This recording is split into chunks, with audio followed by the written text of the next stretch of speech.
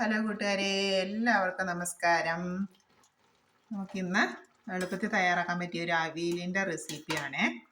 നമ്മൾ കഷ്ണങ്ങളൊക്കെ അരിഞ്ഞ് ആവശ്യത്തിന് വെള്ളം ഒഴിച്ച് വെള്ളം ഒഴിച്ചതിൽ ഒരു പകുതി ഭാഗം വെള്ളം ഒഴിച്ച് നമ്മൾ വേഗം വെച്ചിരുന്നു. ഇതിൻ്റെ അകത്ത് ഉരുളക്കിഴങ്ങ്, മുരിങ്ങക്ക, ക്യാരറ്റ്, ബീൻസ്, പയർ, തക്കാളി, കോവയ്ക്ക, പച്ചമുളക്, ചേന, അങ്ങനെ എല്ലാ കൂട്ടവും നമ്മൾ ചേർത്തിട്ടുണ്ട്. അപ്പോൾ ഏകദേശം ഇത് വെന്ത് വന്നിട്ടുണ്ട്. നമ്മൾ വേഗം വെച്ചപ്പോൾ ആവശ്യത്തിന് ഉപ്പ് ഒഴിച്ചു, പിന്നെ മഞ്ഞൾപ്പൊടിയും കൂടി ഇട്ടാണ് വെച്ചത്. എന്നെ എളുപ്പത്തിൽ തയ്യാറാക്കുന്ന ഒരു റെസിപ്പിയാണ് പറയുന്നത്. അപ്പോൾ നമ്മൾ ഇതിന് വേണ്ടിയിട്ട് മുളക് നന്നായിട്ട് കീറിയിട്ടിട്ടുണ്ടായിരുന്നു, പച്ചമുളക് ആവശ്യത്തിനുള്ള. ഇനി ഞാൻ ഇതിനകത്ത് ചേർക്കുന്നത് അല്പം തേങ്ങയും പിന്നെ ജീരകം പൊടിച്ചതും ഉള്ളി ചതച്ചതും കൂടിയാണ്. സാധാരണ നമ്മൾ അരച്ചിട്ടാണ് വയ്ക്കുന്നത്. ഇത് ഞാൻ എളുപ്പത്തിൽ നമ്മൾ തേങ്ങ മിക്സിയിലൊന്നും ചതച്ചാണ് വയ്ക്കുന്നത്, പക്ഷെ ഞാൻ തേങ്ങ ചിരണ്ടിയിട്ടാണ് വയ്ക്കുന്നത് കേട്ടോ.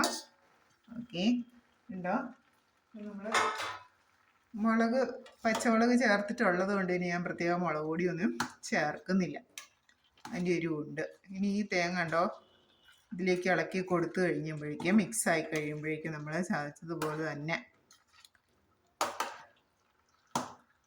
ആണ് നമ്മൾ എളുപ്പത്തിൽ തയ്യാറാക്കുന്ന ഒരു അവിയലാണ്. തേങ്ങ ചിരണ്ടിയിട്ട്, തേങ്ങ ഒതുക്കി ചേർക്കുന്നതിന് പകരം നേരിട്ട് ചിരണ്ടി അങ്ങനെ തന്നെ നമ്മൾ ചേർത്ത് കൊടുക്കുകയാണ്. സ്വല്പം മഞ്ഞൾപ്പൊടി ആദ്യം തന്നെ ചേർത്ത് കൊടുത്തായിരുന്നു. പിന്നെ നമ്മൾ ചെറിയ ജീരകം തേങ്ങയുടെ കൂടെ അല്പം പൊടിച്ചിട്ടിട്ടുണ്ട്. ഇതാണ്, ഉണ്ടോ? ഇനി ഇത്തിരി കൂടെ വെള്ളം വറ്റിക്കഴിഞ്ഞാൽ നമ്മുടെ അവിയൽ റെഡിയായി. ഞാൻ ഒരു 3 തക്കാളി ഇട്ടിട്ടുണ്ടായിരുന്നു, അപ്പോൾ ആ പുളിക്കുള്ള തക്കാളി ഉണ്ട്. പിന്നെ പ്രത്യേകം പുളിയോ അല്ലെങ്കിൽ തൈരോ ഒന്നും ചേർക്കുന്നില്ല. നമുക്ക് അല്പം വെള്ളം കൂടി ഒന്ന് വറ്റി കിട്ടിയാൽ മതി. ഉണ്ടോ? വളരെ എളുപ്പത്തിൽ തയ്യാറാക്കാൻ പറ്റിയില്ലേ? അപ്പം എല്ലാവരും ഇതുപോലെ അവിയലൊന്ന് തയ്യാറാക്കി നോക്കണം, എന്നിട്ട് അതിൻ്റെ കമൻ്റ് അറിയിക്കണം. ഓക്കെ, താങ്ക് യു കൂട്ടുകാരെ, താങ്ക് യു.